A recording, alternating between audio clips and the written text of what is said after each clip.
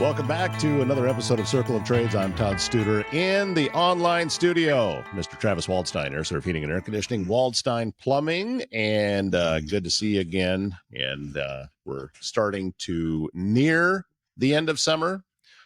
Still, obviously, there's going to be some hot days left, but that kind of shifts things for you as far as the HVAC side, doesn't it? You start to get out of the air conditioning end of it and a little more into the furnace and the heat end of it. Yeah, starting to think about wintertime projects. So, yeah, absolutely.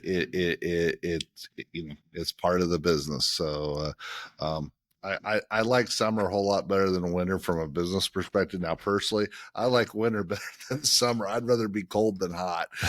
So I know I'm weird. Everyone's like, I like it when it's hot. I'm like, not for me. Well, business wise, I love it. So the old thing is that it's you can always put on more clothes, but you'll eventually have to stop when you're taking them off. Yeah, we're hoping that you stop sooner rather than later. No one wants to see me in a pink G-string now. I mean, that's just not the kind of stuff we want to be. I don't even want to see that if you're not wearing it.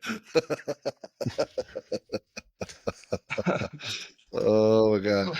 Hey, who do we got in studio with us today? We got Drake Roller. He owns a couple businesses. He belongs to. We got a Wednesday morning, so the Business Masterminds. I always script the name. We meet down on Highway 370 at S&B Kennels. Actually, I don't say I've met. I watched him wrestle my kid in high school. So, Drake was a pretty good wrestler, and of course he's a Marine like my kid too. And so, got talking to him with his business, and I know I've got a bunch of his cards and for what it does, and so I've been wanting to get Drake on to have him talk about his business and what he's doing over in Carson. It sounds like he's got he's a Southwest Iowa kid wanting to do business in Southwest Iowa, and so it's stories like this I want to get on. So Drake, how you doing today? I'm good. How are you guys? Thanks for having me today. You bet. So talk to us a little bit about your history. Like I said, I know you've shared a little bit on our Wednesday business group, but where you came from, what you're living now, and then we'll jump into talking about the business you got going on, because you've got kind of it's not something you think about every day, but actually it's a pretty ingenious what he's got going on. So yeah, well, thank you. Yeah, so so my name's Drake. I'm from small town Iowa. Like Travis said, small town Southwest Iowa. Born and raised. So I was actually born and moved. I lived in Oakland, Iowa until I was in second grade. So I'm actually originally from this area. My parents are from this area. They graduated from Oakland in the early 90s. And then in second grade, moved to Atlantic. And then that's kind of where I grew up, and that's where I graduated from. So yeah, as Travis said, I wrestled in high school, played football, played a little bit of baseball, some track. So all that fun stuff in high school. I did wrestle Hayden. I think I wrestled him my sophomore year, where he wrestled at 195. I think that was Hayden's senior year, 2015. You're a little bit taller and a little bit lengthier. He always had a hard time with the taller, lankier guys. He's just kind of if you can get your arms around you, you're screwed. But if you got length on him, yeah, he had a lot of trouble. So yeah, you were one of them kids that had a hard time with this. That was the year our team was just pretty stacked up and down, and I had to wrestle 195, and I think I was weighing like 182. So that's one of the years I had to make a sacrifice for the team. And then I think my junior year I was 82, I think, and then senior year I went down to 170. Yeah. See. Or no, sophomore year I was at 70, junior year I was at 95, and then senior year I was at 70 again. Yeah, because Hayden's senior year, which would have been your junior year, he ended up wrestling the Frame kid from Creston. It was number one in the state. It was 1-1 in overtime, and Hayden ended up rolling his ankle on the side of the mat in overtime, and there's a tendon that goes on the outside of your ankle. Well, he ended up stretching that tendon out, And if you've ever had that tendon stretch, they say it's one of the most excruciating things you can ever have happen with it. It'd be better to tear it than to have it stretched Dang. out. And so he ended up losing the match. And then the next day he had to go do his MEPS for the Marine Corps. And Oh, he was literally biting on, I mean, he bit through his lip to get through it. And it pretty dang. much, it didn't quite end the season, but he wrestled at the Hawk 10, and then he wrestled in districts and did make it to state. But yeah, he babied, and to this day, he still got issues with that ankle. And it was Dang. just freak. So, but yeah, so, Dang, that but sucks. yeah, but it happens, you know, Yeah, it but does. yeah. I think it was my junior year, I tore my meniscus. And Oh, yeah. and like that's one of those you can either like repair it or you can take it out and play sports in a couple weeks. So I decided to Hmm. take it out, and now that I run all the time, so I can definitely feel it now. My knee is there's no more, what is it, cartilage in there? Yeah, there's I just feel Yeah. just bone on bone now. Oh, But ouch. yeah. Yeah. I've done the meniscus thing myself. I got mine fixed. They said you'll either take a week or a month. I felt so good. It came out of surgery. I didn't even want the crutches. Said you have to use the crutches today. I'm like, why? I feel freaking great. All right. Pain meds, pain. There ain't no pain here. What are you talking about? So Yeah. I remember Dr. Atterbury here in town. He just shook his head at me. He says, well, of course, that was the time when I made my first hire in business because I didn't know. I said, about the time I'm down for a month, and then what do I do? So, Right. so you are obviously you're a military guy. So you went to the Marine Corps after high school, correct? So Yep. Right out of high school, I say so we graduated in, what did you graduate in May? So the summer I worked, so I in Atlantic, one of my buddies, he owns a trash company, Cook Sanitation there in Atlantic. So I worked for him for a couple years, and that summer before the Marine Corps, I worked there, and that's kind of where I kind of got the idea for junk removal. Just always people had the um extra stuff like outside of their trash can, and most of the time we couldn't take that stuff or have to charge extra. So that's kind of where it sparked it. But anyways, I worked for him during the summer, and then I left for the Marine Corps for boot camp in September of 2017. okay. So What did you do in the Marine Corps then? So in the Marine Corps, my MOS was 0811. I was a field artillery cannoneer. So I Okay. shot artillery. I shot M777 howitzers, big Okay. cannons, and that was probably the most fun I've ever had in my life, to be honest with you. So Uh, were you a West Coast guy, East Coast guy? Where were you yeah, primarily stationed at? West Coast Marine.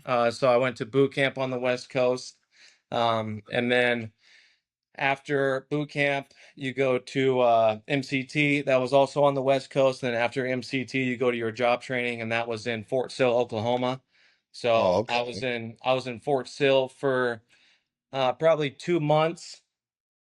Graduated cannoneer school, and then after you graduate your MOS training, that's when get you get stationed permanently. So I got stationed on the Mm, West Coast. I was in Camp Pendleton on California. And that's mm. probably the best place you can be as an 18-year-old Marine. So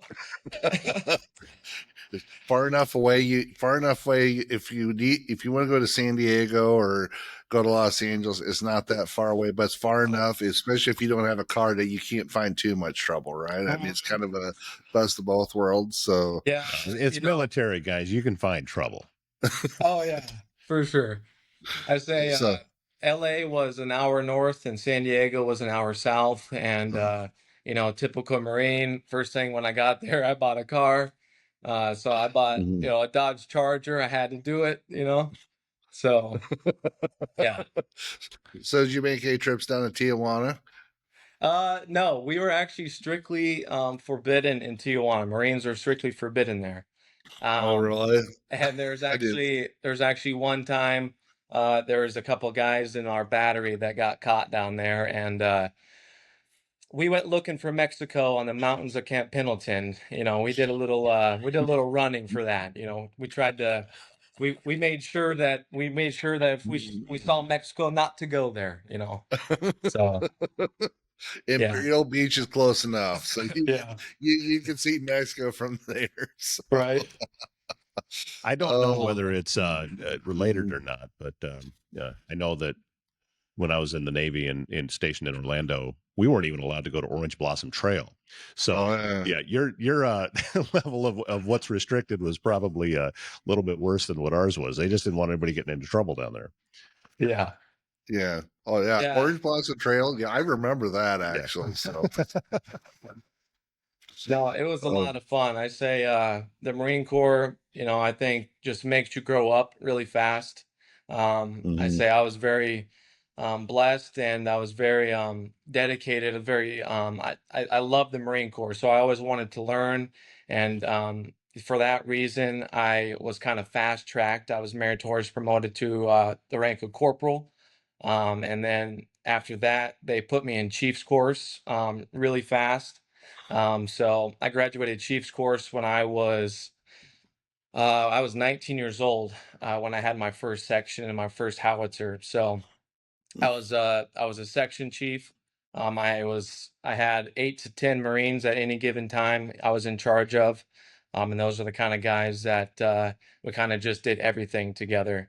Whenever we were in the field, obviously we did the cool Marine stuff, but even off the field, we're always hanging out, um, going out on the weekends, stuff like that, just doing everything just kind of together. And I think that was um, man, just the best time ever. I mean, we did.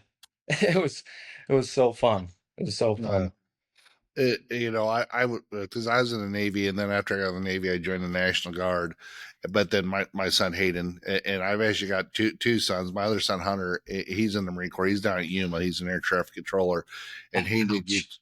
Yeah, well, he's going to come back and do HVAC. He says HVAC, it's air traffic crew sounds great, unless if you on the hours on the civilian side are absolutely horrible.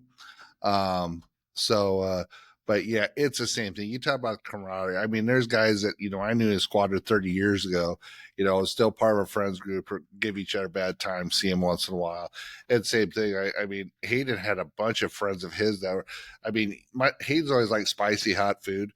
He's got a bunch of his, Marine friends that were from Mexico, and they make all Right. the spicy food. Oh yeah, he's all about. I mean, he's all about that. So, Hunter's got his friend. Like I said, this the camaraderie. It's kind of like high school football, but it's kind of like to a whole different level because you're Way living with different each other all level. the time. Yeah. Way different So level because you'd actually die for these guys. You know. yeah. So, so, oh yeah, absolutely. So, but so you got out of the Marine Corps, and then you did a 4-year enlistment or 5-year enlistment. Would you I did do it? a 4 year enlistment. So yep, I right before deployment. So this is about 3 year, 2.5 years in. We're just getting ready to go on deployment, and it was my 21st birthday weekend. So we just got Mm-hmm, back from the field, um, and we went up to Big Bear, California. We like to snowboard up there, so we always mm-hmm. went up there for long weekends. So it was my birthday weekend. Went up there, and that weekend I actually got a DUI. Ooh. So this is kind of where the point of my life where everything kind of shifted, because as a kid, I always wanted to be a Marine. You know, like that's just what I always wanted to do. And I finally got there, and I was living it. I was loving it, and I messed up, Mm-hmm. and so they kicked me off of the deployment. Also, all my boys they went on deployment. Um, I got knocked down to the rank of Lance Corporal. Oh, Um, ouch. and when you get knocked down, you get put on restriction too. So I was on 45-day restriction. Um, and then kind of at that point, I was kind of just I didn't know what was happening. You know, I like it was just kind of so instant that everything just kind of blew up in front of my face. And so yeah, in in the restriction time period, I met one of my best friends. His name was Dupes.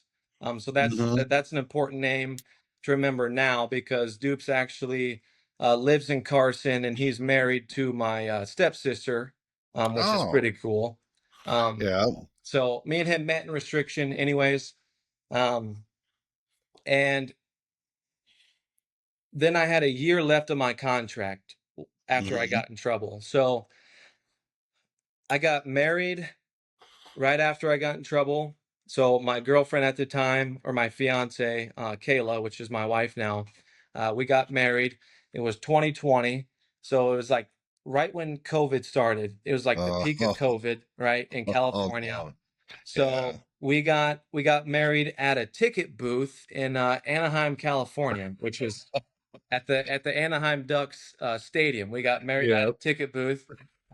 We had our masks on. My dad was there. It was perfect. It was cool. Um, and then You we don't that actually, you don't hear that one every day. You got married right, in a right. ticket booth. Yeah, we got married at the Anaheim Ducks ticket booth. Yeah, it was cool. It was a great day, August 6th of 2020. Um, so once you get married in the military, you can get a house on base. So we got online or on house or on base housing, moved in together, and lived by ourselves for about 5 to 6 months, and then all my boys came back from deployment. Uh-huh. So now my house is um kind of like the hangout spot, the party house, if you would. My wife, all the boys call her mom, because she's always taking care of us drunk Marines and stuff, making us food and stuff on the weekends. She was the best. And actually, February of 2021, found out that we were pregnant with our son. Um, and we were due in uh, October. Okay. So I got out of the Marine Corps in um, September. No, yeah, September of 2021. Mm-hmm. So my wife is 8 months pregnant. We move home. Mm. We got Uh-huh. we got nowhere to live, so we move into my mom's basement. Oh boy. Um, and we had our son, and Mm-hmm. lived in my mom's basement for about a month. And then we found a house in Carson. Mm-hmm. Um, and it's kind of just rushing everything. It's kind of just a panic. You're looking back on it now, it's exactly what needed to happen. It's exactly where we were supposed to be in the right time. Mm-hmm. So yeah, moved home, and we live in Carson now, and I got a job in Avoca for McCarthy Trenching. Oh, Uh, sure. so Absolutely.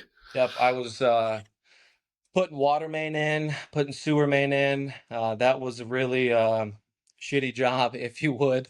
Uh, I remember we were down in Elliott, Iowa, putting a whole Mm. new sewer main in. And just being waist deep in sewer water is kind of like, what am I doing here? Yeah. What, what is, I'm seeing these little turds like float by me. I'm like, what is going on? This is really not for me, you know?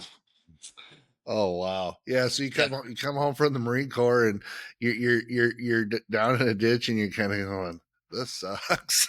Yeah, I was. And believe it or not, I weighed about 300 pounds. I'd say that whole year that I got in trouble, um, from getting out until moving home and then getting that job, I was just drinking all the time and eating like crap, and kind of just suffocating my problems with, I guess, other problems. And I got up to about 300 pounds. And Wow, no um, kidding.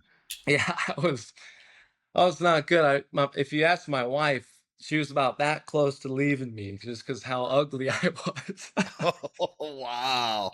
Wow. So, If you tell her that, she'll blush and she'll say she never would have, but man, it was pretty bad. So you got out of the Marine Corps. You got to eat bad, doing all the bad stuff. You got to 300 pounds. You moved back home. You're sitting here. You got basically a newborn, and you're in a ditch dealing with poop going by, and you're like going, "Why am I doing this?" So, Yeah. but it was all for a reason. And then obviously you must have said one day you got tired of working for McCarthy, and uh, so what kind of spawned I know you talked from high school working for Cooks over in Atlantic, but then you've got a couple businesses going on. So is this kind of what precipitated to FM Junket? Then is this kind of where, hey, I'm broke anyway, so we might as well go. Yeah. If we're going to be really broke, we might as well do it all at once instead of wait around. So, Yeah. um, Yeah, no, I wasn't I guess I was never tired of working for McCarthy's. It wasn't I didn't have my sense of purpose. Like in the Marine Corps, I had my sense of purpose. I'm serving my country, it's a brotherhood. This is where I want to be. Just in the civilian life, it's very hard to transition, right? It's very hard to go work with civilians and just get on the same level as them. They don't have any purpose. They're there for, kind of like a paycheck, and that's just not my mentality, and McCarthy's, it was a blessing. He paid really well, it's a blessing for my family. I was able to buy a house and be able to make payments on it. It just wasn't my cup of tea, if you would. So sure. yeah, I lost 140 pounds. I had a conversation with Evan McCarthy, who's the owner of McCarthy Mhm. Trenching, and I just said I think I'm ready. I think I just want to do something, for myself, and he said, all power to you. He said, if it doesn't work out, you got a spot here, and Mm, kind of just went with it. And mm, me and my brother Kale, who's my business partner, we had the idea for junk removal, just because there's not a lot of that goes on in these small Southwest Iowa towns.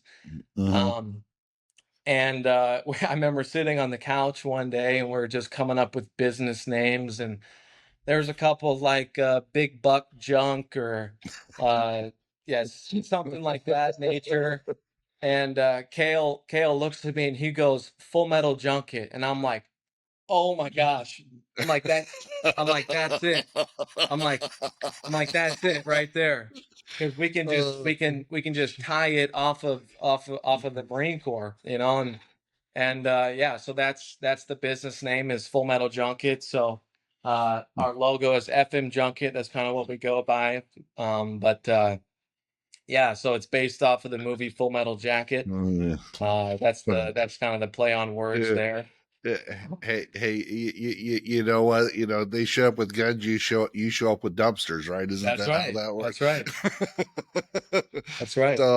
so, well, I know you do lots of different stuff. You do, obviously, you've got containers, and I know that, but you also do demolition, and um, you do demolition as well. So, I guess kind of talk about the services that you provide in kind of the area that you service. So, Yeah. So obviously the main one is junk removal. And I can kind of loop back to this because that's my favorite one to talk about. But yeah, we also do provide dumpster rentals. So we have 14-yard dumpsters. And then we also have 20-yard dumpsters. A lot of these dumpsters, um, a lot of people like to use them like on weekends. They like our 3-day rentals. Kind of if people are just cleaning up their garage or if they're doing like a quick remodel project, stuff like that. And then we're also working with a lot of businesses as well for our bigger 20-yard dumpsters. So dumpsters is a great aspect of our business. I say if people want to do the projects themselves, we have the option for them to rent our dumpsters. mhm, And then obviously we can tie it into the junk removal. If they want our junk removal, we can provide them that service as well. As mhm, far as demolition goes, we do like minor demolition. So we'll tear down like an old garage, kind of stuff like that. If you got like a shed that needs tore down, Um, yeah, those are always fun because you're in a machine. What's better than sitting in a machine all day, right? I agree. I love sitting in the excavator or bobcat. Yeah, and having the phone off and no one bothers you. Yeah, there's nothing Right. wrong with that. So it's Yeah. bobcat therapy is what I call it. So Yeah. It's the You know, best. Travis, I think you would agree with me. And Drake, I first knew about you. It's been a couple of years ago, I think. I did not know what your name stood for, your business name. And Full Metal Junket may be the coolest business name I have ever heard in my life. I think it's great. I love it. So Well, that is I'll have to let my brother know because he came up with the name and I'll give him full credit. I came up with the logo, but he did. He came up with the name and when he said it, I about dropped to the floor because I was like, that is perfect. yeah, yeah. Yeah, you Now should hear was my your brother? other business names. Yeah. What's your now? Was your brother Marine Corps too, or No, no, oh, no. He went to college to play football for a couple years. uh-huh. He played at Grandview. Oh, okay. No, he So didn't. Not Grandview. Morningside. oh, Morningside. Okay. Morningside. Yeah. Oh, that's all right. That's good. That's good football. So you had to let this kid that had your brother has college education come up with the name of a Marine Corps name. What's up with that? I know. I know. Yep. I don't. When I don't. He said it though. I'm like, that is perfect. That is so perfect. Yeah. So the other two businesses that you got. So let's talk about them for a little bit. Yeah. Well, I'll talk about junk removal first because I did demolition and Yes. uh, dumpsters first. So the junk removal aspect of it is the main business. So. Um, we like to clean out houses. So a lot of these towns in Southwest Iowa have the older population in them. So they're the people that are either unfortunately passing away or moving to nursing homes or senior living spaces and stuff like that. So the kids are usually the ones that are hiring us. And yeah, we just go in there and we clean out the house and we get them completely empty and get them, I guess, ready to get on the market for them to sell. So yeah, we can. There's a lot of different aspects that go into it. I say the great thing that I love about junk removal and about this whole business is that I'm never doing the same thing every day. You know, I never know what I'm about to walk into. You know, and I think that is what the best part about it is, and the best part that helps like my brain. It's not repetitive. It's always something different. I'm always meeting somebody new, which I love meeting new people. Um, Mm-hmm. but yeah, it's great. It's much needed in small Southwest Iowa towns, and I think we're making a good name for ourselves. And yeah, we've served a lot of different small Southwest Iowa towns. We've also been as far north as Minnesota, and as we've been down to Missouri as well. So Mm-hmm. uh, So the word's getting out. You're willing to travel for the right stuff. I'm So willing to travel for the right stuff, and I think one thing is not just the money. I think just going places that you have no idea what's going to happen. I think like that's just what drives me as a human is just going into the unknown, not knowing what's going to come about it. mm-hmm. So yeah, I like to travel as well. So. What's the coolest thing you've ran across in doing some of this junk stuff? Because I mean, so you into some of these places and you're just okay, it's a bunch of garbage, but then you go into the next place and it's like a hidden treasure of whatever. What's the coolest thing you've ran across? Coolest thing that I've found is a 1948 Plymouth Special Really? Deluxe with the suicide doors on it. Yeah. Did they want that junk? Did they want that junk too? Yeah, it's sitting in my driveway right now. Yeah, That's what I'm talking about. it's pretty crazy. I mean, yeah, I found that in an acreage outside of Griswold. So that was just that car was sitting in the trees. We went out there for an estimate. I saw it. I'm like, "What are you doing with that car?" And he's like, "If you can get it out of there, it's yours." And I'm like, "All right." Really? Yeah. how So. Did it actually have plate? Did it actually have plates on the vehicle? Had So plates on it, yep. And the only thing, it doesn't have a title at the moment. So unfortunately, the guy who hired us, his brother was the hoarder, if you would, and they couldn't find the title in the house. So I'm gonna have to try to like make one or something like that. But yeah, it just sits in my driveway, and I just love to look at it every morning. yeah. It's- Yeah, you know, you can do the Johnny Cash song one piece at a time and just take the title up. You know, it's a 49, 51, 52, yeah. 53. Uh, So there you go. But obviously, it depends if it's a garage or house or whatever it is. So so if you're gonna come in and because I know you said tire demolition and then just your disposal, what does a I guess I don't want to say a typical job, but what does a typical day look like for you on doing this? So is it kind of a you plan your day, you get your stuff scheduled, you go out to the job site. I mean, what's a typical day look like for you, Drake? yeah. I'd say right now, the last couple months, I've hired my little brother AC for the summer. Okay. So he just graduated high school. And then one of my buddies from the Marine Corps is actually living with me right now, and he's working for us as well. So a typical day, like for us, I say Monday through Wednesday, is usually like when we'll schedule like our smaller junk removal jobs. So kind of like half a trailer, full trailer, just smaller like garage clean outs, maybe a couple items if someone's moving. That's kind of, and then those guys will just kind of like run around and just pick up junk throughout the day. And if we don't have anything much going on, we're always, usually at the car wash. We got so much stuff in here you could price and clean and stuff like that. So yeah, Monday through Wednesday, kind of doing the smaller jobs, and then Thursday and Fridays and Saturdays, if we need to, are kind of like our larger scale jobs. So jobs are like our full house clean outs if they need to take 2 days, um, and if we need more people as well, can kind of schedule it on those Fridays, Saturdays. So yeah, it's kind of sporadic. It's never you never know when people are gonna call. Mm-hmm. Like right now I'm getting a call for junk, but you never know. So maybe one week on a Sunday, it doesn't look like you have a lot for the week, and then Monday you'll get, 3 or 4 jobs. So it's kind of just sporadic, and kind of people like that aspect of it because we can get them in right away. So Mm-hmm. sometimes even same day service, especially with our dumpsters. If somebody needs a dumpster right away, we try to be that same day. Um, Mm-hmm.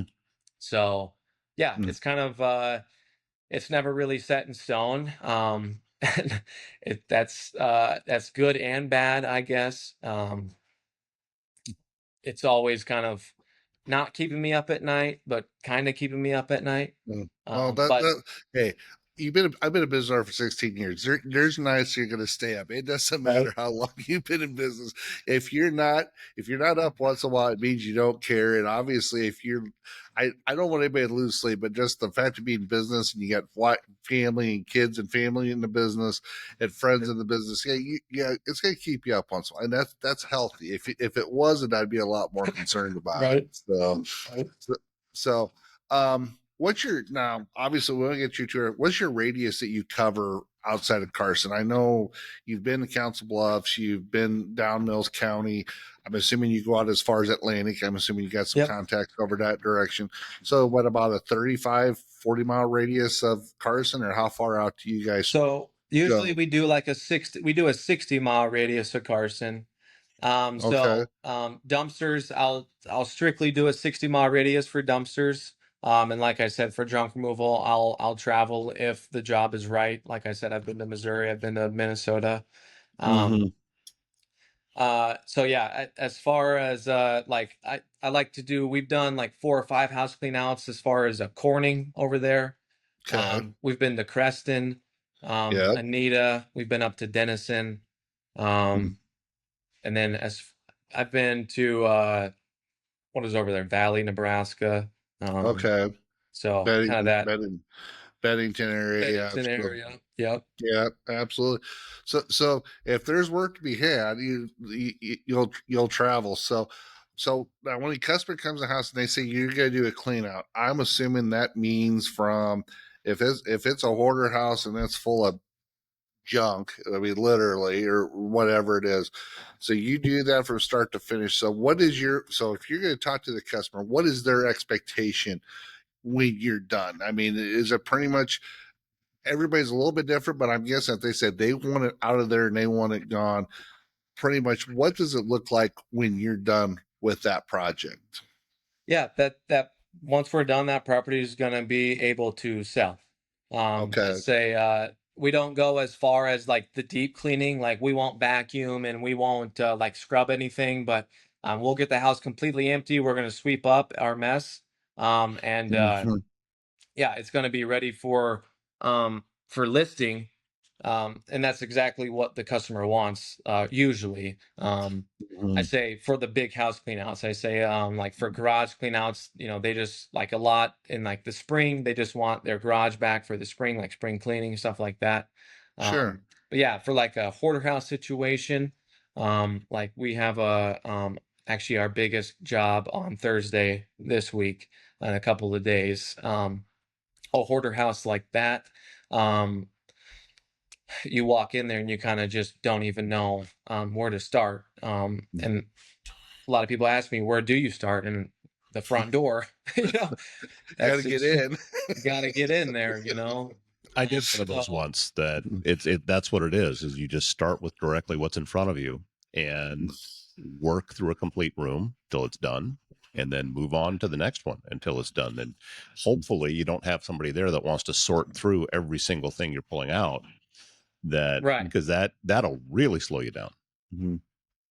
yeah. And usually, before we start a job, I'll have contracts be signed, just kind of saying that, once we start the job, we can do whatever we want with the items in the house, whether that be keep them, donate them, give them away, uh, or throw them away. So usually, when people hire us, they don't bother us when we're working. There was one instance that we were doing a hoarder house, and the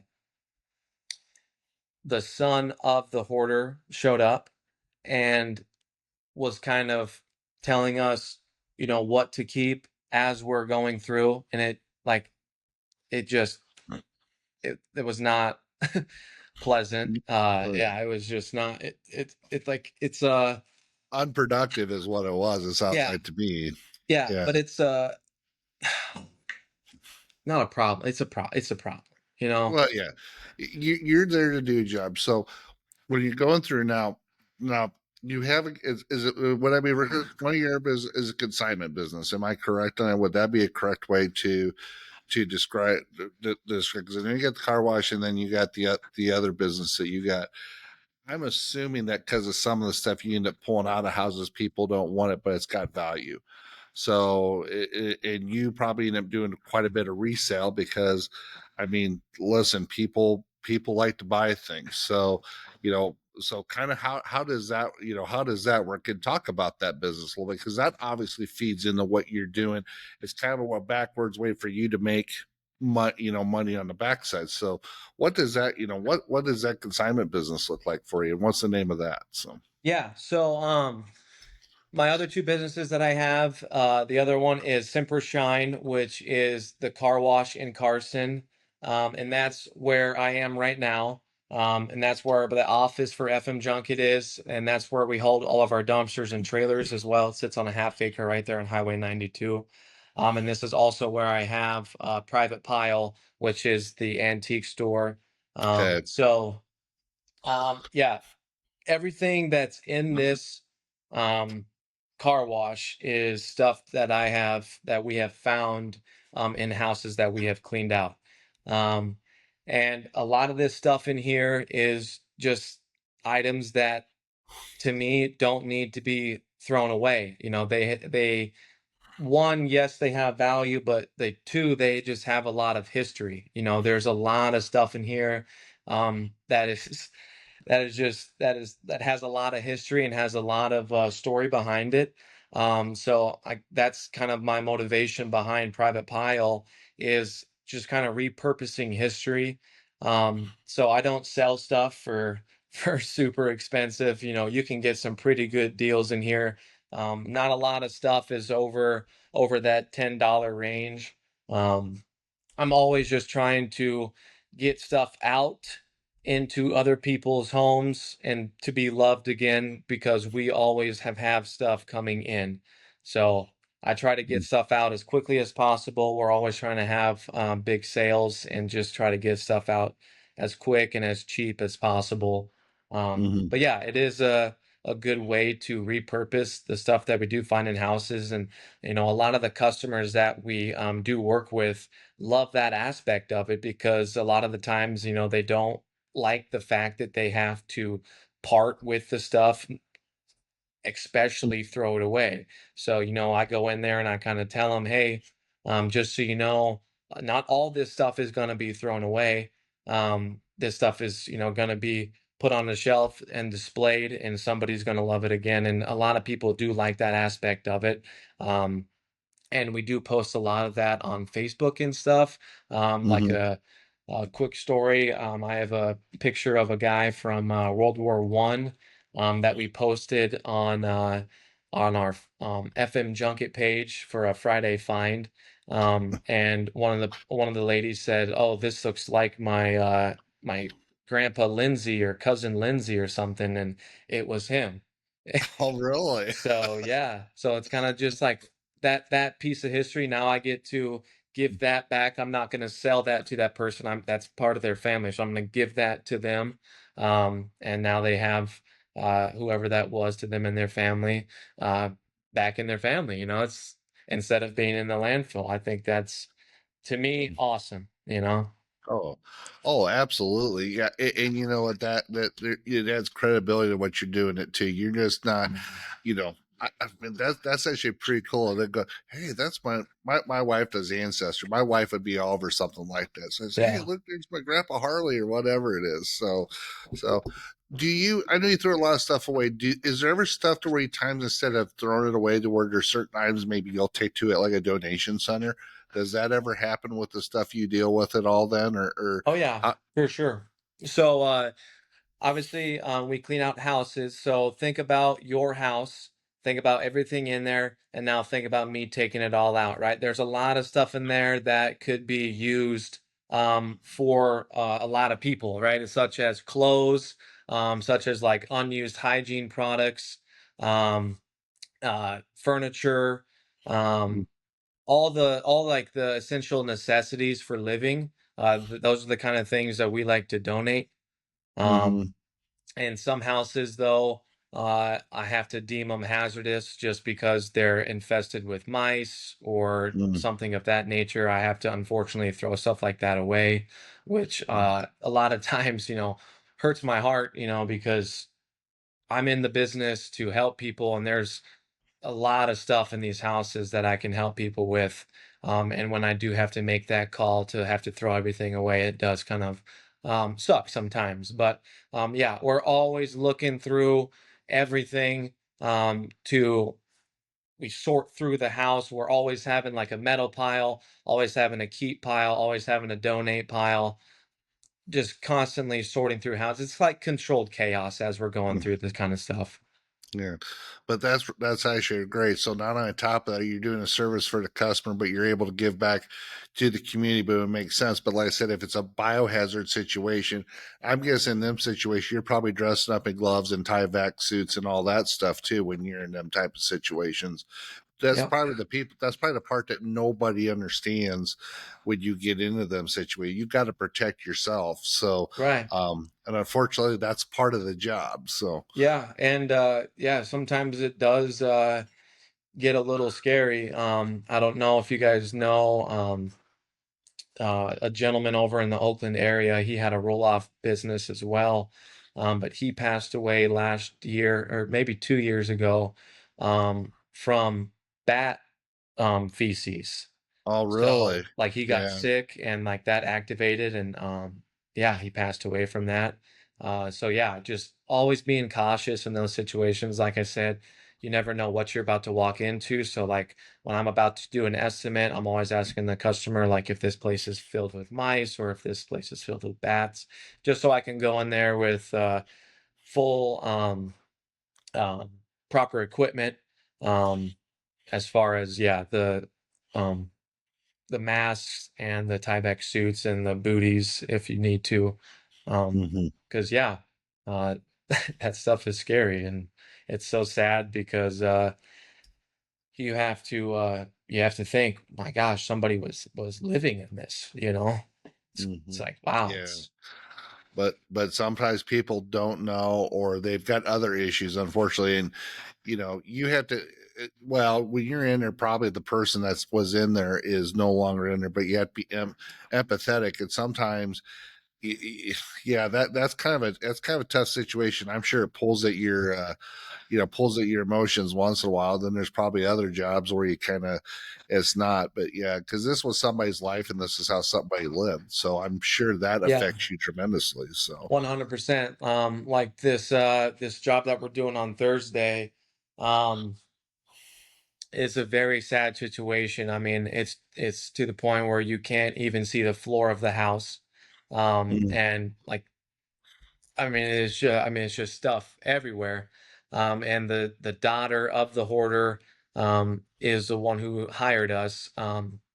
And we're gonna do like a full backstory on it too. So tomorrow, actually, we're gonna have her in the office, and we're gonna do an interview, kind of just getting a backstory about maybe her childhood or her mom, kind of just getting like where it stems from, because obviously hoarding is a mental illness, so mhm, we kind of just want to try to just get to the bottom of it and kind of just make people, aware of the situation, because, in this situation, I don't think that the daughter and the mom had a good relationship, and she hadn't seen her mom for about a decade, and then got a call that she had passed away in the house, you know, mhm. and Wow. it's just like it is so sad to see. When I went in to do the estimate, I walk in the front door and it's just like you kind of just have to swallow and kind of just act like you've been there before, but in reality, like in your mind, you're kind of like, this is so sad and this is real. Like you see it on TV shows and you see it online and everything, but when you see it in person and you're like, it kind of just gives you chill. I get chills right now. It's like wow, somebody was living like this. It Yeah. kind of gets you emotional for sure. Oh, well, yeah, absolutely. Well, the first time I heard your story, about what you did and what it is, I don't think people realize. I think there's some people that think that it's oblivious that this doesn't happen in Southwest Iowa, and I can speak for we're in homes and businesses, and there's not. I carry certain people's cards in some context, but you're actually one of the few people I actually have your card in in my truck because you run into hoarder situation. You run into a situation where they don't have somebody that can do demolition, cleanup, and whatnot. So it's kind of interesting how you've kind of figured it out when you were after high school and doing it. But I think it's even better what you're providing as a service to the community, along with your antique shop, that you're doing the preservation and you're giving back as part of doing your job, which I think is absolutely fantastic. And it's a story, you know, obviously in Carson and, like I said, Todd's always wanted to hear great stories about things going on in Southwest Iowa and in Council Bluffs. And I think your story in talking about this and the emotion, which what it does, it's more than a job. It's more than a business. I mean, it is your life, and obviously you care. And, and that's one of the reasons I wanted to get you on here today to talk about that, because I think if, I don't want to bury you with work per se, but I think if more people knew your story and kind of how you got to where this is and what you're doing for the community, I think more people, I don't want to say deserve, but if they need your services, want them to have someone like you to come out and talk to them and have a good experience, because not every junket, I mean, there's 1-800 got junk, there's other places down there, but I can't imagine any one of them caring more about what you and your community than what you do. And so I commend you for, being young, being a Marine, and going out and putting yourself out on the line, and you're obviously being successful about it. If you drive through Carson, can't miss it. He had a great big dumpster on right next to his garage. If you can't find his place in Carson, you're doing something wrong. It's right on the highway. So, but so Todd, you got anything else you want to add? Well, I'm impressed, Rick, by not only your story but your passion for the folks that you're helping. And yeah, it's your business, but it's very clear that it goes deeper than that for you. And having people in my family that have experienced that same type of thing, it hits me in a different way, because I've been inside of that situation with my own family.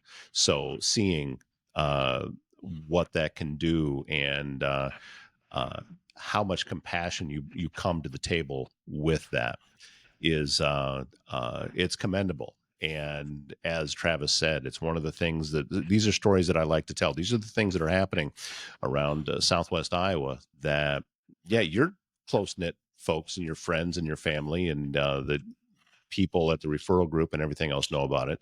But it should be a wider story, because and I don't think you're unique. I think that there are other people out there that bring the same kind of passion into what that they're doing. And so truly thank you for figuring out something has a lot of meaning to do with your life and with a career. It's it's heartening to me, and Travis, I know it is to you too, that folks like this exist out there that are helping people, truly helping people. So and part of the problem too with my job is that when I start talking, I don't always know how to finish. So I just start rambling, and there needs to be some way to wrap it up, and there really isn't. But because it's an ongoing thing, it's an ongoing problem. I don't think it's going away. And well done of getting out there. And you could just be looking at this as a business, but you look at it deeper than that. So that's the part that really, I think, matters. His buddy from the Marine Corps drug him back to Iowa. He's like, I've never been to Iowa in my entire life, and he's lived. I mean, it's like, holy cow, the dude loves him or hates him, Yeah. No, it's definitely a blessing. Say I couldn't do it without obviously the man upstairs. That guy has a lot to do with it. And obviously my wife as well. Couldn't do it without my wife. I think that's probably the one person that always believes in me. So very cool. Yeah. And I'm assuming man upstairs, you're not talking about your buddy living with you. It's just in the upstairs bedroom. No. Okay. Talking about yes. So, Drake, obviously, yes, you had the car wash over at Carson too. We talk about, but I want people to know how to get a hold of you. Obviously, you have your Facebook pages. So, how do we get a hold of you if we what's points of contact? What's the best way? Tell us how to get a hold of you. Yeah. I'd say the easiest way, if you guys need junk removal needs, the easiest way is FMJunkit.com. We have a beautiful website, really easy to book online, that has our business number on there as well. And then as far as like one-on-one go, if you guys want to meet me in person, if anybody wants to have a meeting, you can email drake@fmjunket.com. So yeah, love to meet with people. I always love meeting with people. So yeah. So if I come over to the antique shop, who's running the antique shop? You run it, or is your wife in there running it? Who's running the antique part of it? Yeah. So the antique side of things, we actually have a Facebook page. It's Private Pile, and it's Pile Pile. You can't spell it like the movie because we kind of got. I don't want to get copyrighted with that. Yeah. So Yeah, those cease and desist letters come out flying out. Yeah. Profile on Facebook, and then that'll have a couple items that we're selling, and then that'll have all the upcoming sales. So we usually have like a big sale once a month. So our next sale is September 1st. That's Labor Day. So that'll be it'll start at 8 o'clock and kind of run until, excuse me, until people stop showing up. And then another way to find us is on Facebook, just FM Junkit on Facebook. We always post fun stuff on there as far as like Friday finds. That's where you can find all of our videos that we post for before and afters. And then, yeah, stay tuned for YouTube as well. I think we're going to start doing some longer YouTube videos. I think this one coming up is going to be a good first video. So, well, here's what I'll tell you: if you find a herky that's if you find a Calvin herky that's pissing on Herbie Husker, I'll take that. Just let me know the price. Sounds good. That's priceless right there. Hey, got to get my Husker dig in for the weeks. And on that note, we have successfully completed all the requirements. Once Travis puts his Husker dig in, that's it. That was the last step. So that's funny. All right, gentlemen, thank you very much for your time. Grateful. And thank you, Drake. We should have you back, Drake, sometime too on the show because for sure. I'm sure you got tons of stories. And so a lot of stories. It was fun. That was probably the fastest hour ever. I really appreciate you gentlemen for having me on. This is a pretty awesome podcast I've been listening to. I think I listened to the first 10 that were on the list. So you guys got a good show, and I can't wait to hear it on the air. So I appreciate you guys for having me on here. You bet, Drake. Thank you for being on. So yeah, all right, thank you guys, and we'll see you tomorrow, Travis. You bet. Yep, we appreciate you, everyone listening, watching, and we'll be back very soon with another episode.